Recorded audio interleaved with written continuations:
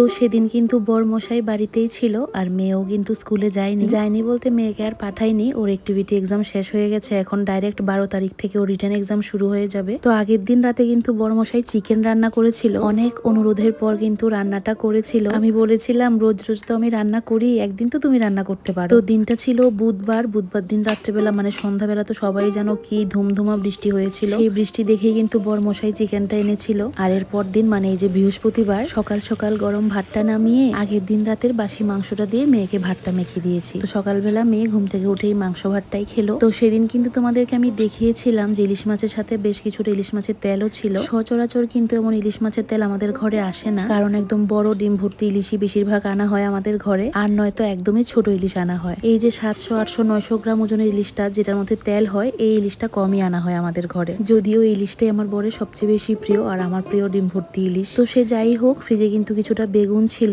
তো দিদি আসার পর দিদিকে বলেছিলাম একটু আলু কেটে দিতে, একটু বেগুন কেটে দিতে। সেদিন তো ইলিশ মাছের সাথে একটু অন্য ডিমও এনেছিল। তো ওই অর্ধেকটা ডিম দিয়ে তো আমি মাছের বড়া খেলাম সেদিন, আর বাকিটা দিয়ে এই যে আলু দিয়ে কিন্তু ভাজি করে খাবো। মাছের তেলটা তো দেখতেই পেয়েছো কিভাবে করেছি। প্রথমে কিন্তু পেঁয়াজগুলি একটু ভালো করে ভেজে নিয়েছি, তারপর মাছের তেলটা দিয়ে সেই তেলেই কিন্তু বেগুনগুলিও ভেজে নিয়েছি। মানে আলাদা করে আগে থেকে কিন্তু বেগুন ভেজে রাখিনি, ওইটাও করা যায়। আবার আমি যেমনটা করে করলাম তেমন ভাবেও কিন্তু করা যায়, মানে বেগুনটা ভর্তা না হলেই হলো। তো এই মাছের তেলের মধ্যে নুন হলুদ তো দিয়েছি, সঙ্গে একটু ধনে গুঁড়ো, জিরে গুঁড়ো, চিড়ে রাখা কাঁচা লঙ্কা, চিলি ফ্লেক্স এগুলি একটু দিয়েছিলাম। তারপর সুন্দর করে ভাজি ভাজি হয়ে যাওয়ার পর নামিয়ে নিয়েছিলাম। এরপরেই কিন্তু বসিয়ে দিয়েছিলাম মাছের ডিম। তো এইভাবে মাছের ডিম রান্না করলে আমি আলুটা আগে একটু ভেজে নেই, তারপর এর মধ্যে পেঁয়াজটা দিয়ে দিই, তারপরে মাছের ডিমটা দিয়ে দিই। তোমরা চাইলে পেঁয়াজটা আরো পরেও অ্যাড করতে পারো। ডিমটা দেওয়ার পরে এটা ঢেকে দেই, ঢেকে দিলে এই ডিমের ভেতরটা সুন্দর সুসিদ্ধ হয়ে যায়। তারপর কিন্তু ডিমটাকে ভাঙতে খুব সুবিধা হয়। তোমরা চাইলে কিন্তু ভাঙতে ভাঙতে একদম গুঁড়োও করে নিতে পারো, আবার আমি যেমন করে করলাম এমন ভাবেও কিন্তু করতে পারো। আমি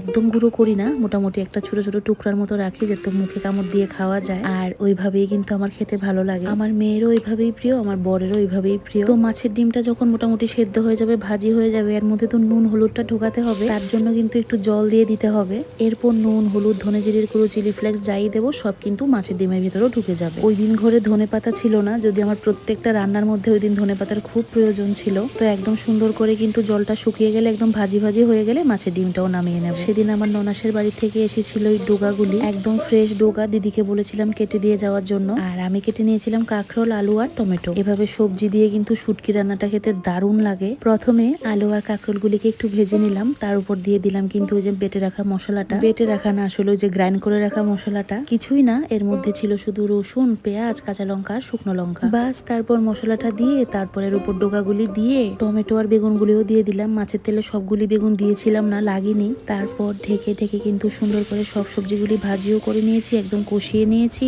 তারপর ঝোল দিয়ে ঝোলটা শুকিয়ে গেলে কিন্তু শুটকি তরকারিটাও নামিয়ে নিয়েছি। এদিকে লাস্ট 2 পিস কিন্তু ইলিশ মাছ ছিল। বরমশাই বলছিল যে আর কিচ্ছু করার দরকার নেই, কিন্তু আসলে ও থাকে না, ইলিশ মাছটাও কিন্তু ওর খাওয়া হচ্ছে না। তো আমি বললাম যে না, তুমি আছো যখন মাছ ভাজিটা খেয়ে নাও আজকে। এই দুটো মাছের মধ্যেই কিন্তু ডিম ছিল, সাথে 2-3টে শুকনো লঙ্কাও কিন্তু ভেজে নিয়েছি। আজকের পরিবেশনটা কিন্তু একদম অন্যরকম ভাবে করছি। কবে থেকে কলা পাতায় পরিবেশন করব, কলা পাতায় খাবো ইচ্ছে হয়ে রয়েছে একটা, কিন্তু আমার বর তো কোথা থেকে আমাকে আর কলা পাতা এনে দিতে পারে না। শেষমেশ আমাদের এই ধলেশ্বরে যে যা ভাড়া থাকে তার বাড়ি থেকে গিয়ে নিয়ে আসা হলো। আমি যখন আমার বরকে বলেছিলাম কলা পাতাটা আনার জন্য, ও ভেবেছিল এর মধ্যে বোধহয় আমি কিছু রান্না করব। তো কি করেছে, এসে কলা পাতাগুলি আগুনে একদম ভালো করে সেকে নিয়েছে, যার জন্য কলা পাতাগুলি এমন কালার ধারণ করেছে। তো যাই হোক, একদম গরম গরম ঝরঝরে ভাতটা বেড়ে নিলাম, নিয়ে নিলাম এর মধ্যে ইলিশ মাছের তেল বেগুন, নিয়ে নিলাম আলু দিয়ে মাছের ডিম ভাজি, নিয়ে নিলাম শীতল দিয়ে একটা শুকনো সবজি, আর নিয়ে নিলাম ইলিশ মাছ ভাজি, আর শেষে জাস্ট গুনে গুনে 2 পিস চিকেন নিয়ে নিয়েছিলাম। নেহাত চিকেনটা আমি নিতামই না, জানি পরে চিকেনটা ফেলতে হবে সেই ভেবে কিন্তু চিকেনটা নিলাম। আগের দিন রাতে যেহেতু রান্না করা হয়েছিল তার জন্য কিন্তু ফ্রিজেও ঢুকাইনি,